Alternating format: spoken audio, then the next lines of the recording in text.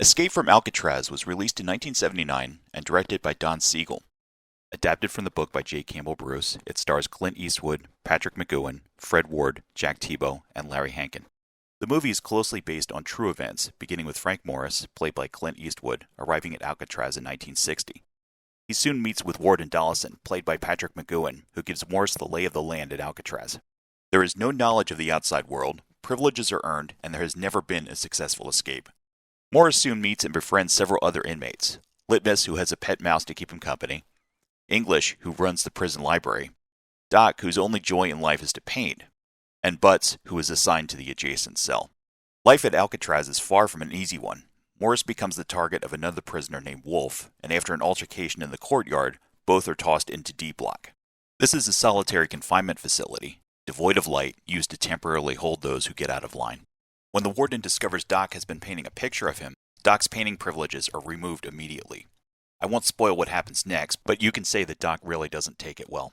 Morris then encounters the Anglin brothers, John and Clarence, who he knew from time spent together at another prison.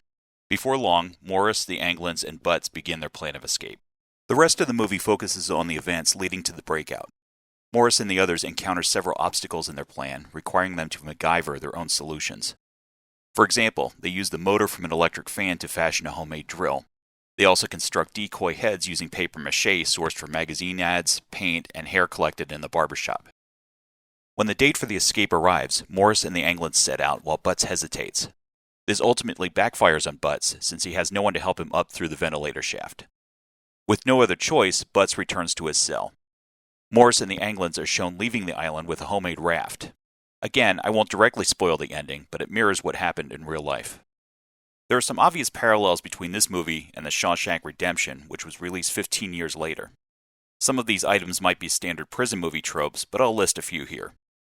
One inmate keeps a wild animal as a pet, feeding it scraps at mealtime.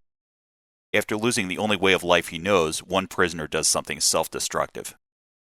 The main character works in the prison library for a time, is targeted by another inmate, and is thrown into a darkened cell as punishment for something he does. The main character hides his digging tool inside a Bible and makes a comment about it to a guard. You still reading that Bible? Oh yeah, it's opening up all kinds of new doors.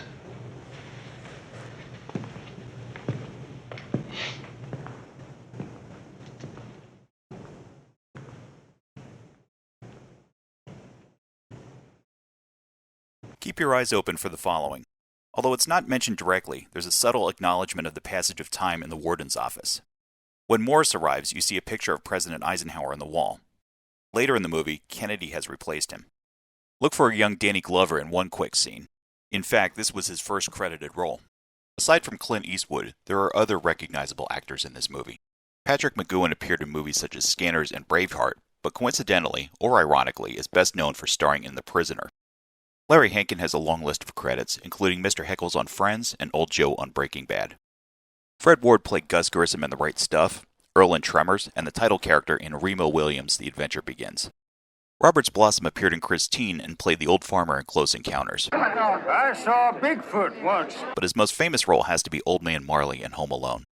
So is the movie any good? This is still a solid and compelling movie. While it's not quite to the level of Shawshank, this one is well worth a watch. I'll give it a 9 out of 10. Thanks for watching my video. If you'd like to see more content like this, hit like, subscribe, and ring the bell. To access my retro t-shirt store, check the links in the description. Thanks for all your support.